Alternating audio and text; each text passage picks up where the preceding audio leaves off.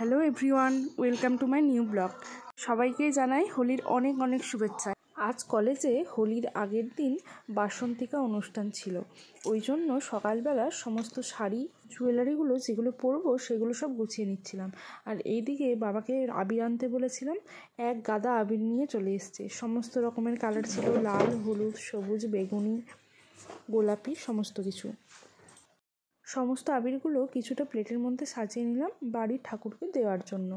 তারপরে বাকিটা কলেজে নিয়ে যাওয়ার জন্য একদম রেডি। আবিরগুলো বাড়িতেই উদ্বোধন করে ফেললাম, গুরুজনদের পায়ে একটু আবির লাগিয়ে দিলাম আর নিজেরাও গালে একটু আবির মেখে ফেললাম। তারপরেই কলেজে যাওয়ার জন্য নিজের সাজগোজ স্টার্ট হয়ে গেল। এখানে আমি প্রথমে মেকআপটা করে নিলাম হালকা করে, যেহেতু রোদের মধ্যে থাকবো তাই ভারী কিছু মেকআপ করিনি। তারপরেই নিজের জুয়েলারিগুলো পরে নিলাম। এখন আমি একদম রেডি। কেমন লাগছে আমার এই লুকটাতে অবশ্যই কমেন্টে জানিও। তারপরে রেডি হওয়ার পরে দেখলাম প্রায় অনেকটাই টাইম বাকি, ওই জন্য একটু ভিডিও আর ফটো তুলে নিলাম।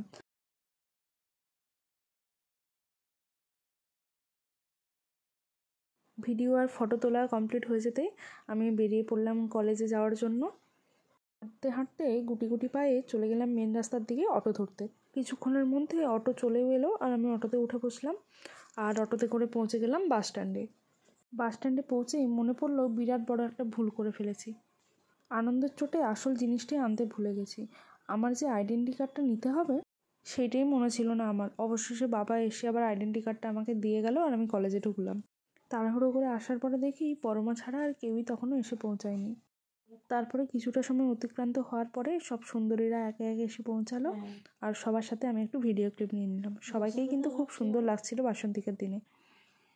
তারপরে সবাই আসার পরে যে যার সিঙ্গেল ফটো ভিডিও এগুলো কিছুটা শ্যুট করে নিচ্ছিলাম। আমরা সবাই মিলে একটু গ্রুপ ফটো টটোও তুলছিলাম। আর স্যার আমাদেরকে হোলি উপলক্ষে খাওয়ালেন চা খাওয়ার পরে আমরা সব বান্ধবীরা মিলে চলে গেলাম প্লেগ্রাউন্ডে। সেখানে আমরা সবাই আবির খেললাম, তারপরে একটু ভিডিও করে নিলাম সেগুলোর ক্যাপচার করে রাখার জন্য, কারণ এটাই আমাদের শেষ বাসন্তিকা একসাথে কাটানো।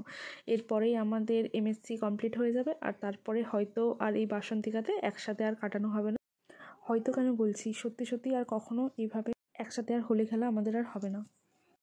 আবির মাখামাখি অনেক হলো, এবারে পেয়ে গেছে প্রচণ্ড খিদে, ওই জন্য আমরা সকলে মিলে চলে গেলাম ক্যান্টিনে। শয়লি খেলো ডিম টোস্ট আর আমরা বেশিরভাগ সবাই খেলাম এগ চাউমিন। আমরা তাড়াতাড়ি খাওয়া দাওয়া শেষ করলাম, কারণ এরপরেই ছিল কলেজে বাসন্তিকার মেন আকর্ষণ। আর সেই আকর্ষণের টানেই সবাই খাওয়া দাওয়া হয়ে যেতে দৌড়াতে দৌড়াতে চললো।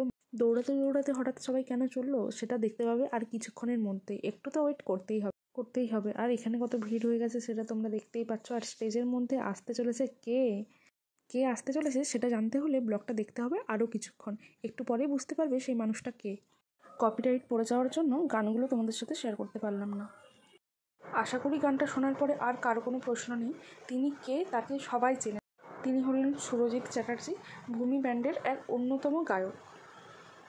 তার কয়েকটি পপুলার গানের সাথে আমরা সবাই দারুণ মজা করলাম, সবাই মিলে একটা খুব সুন্দর টাইম কাটালাম।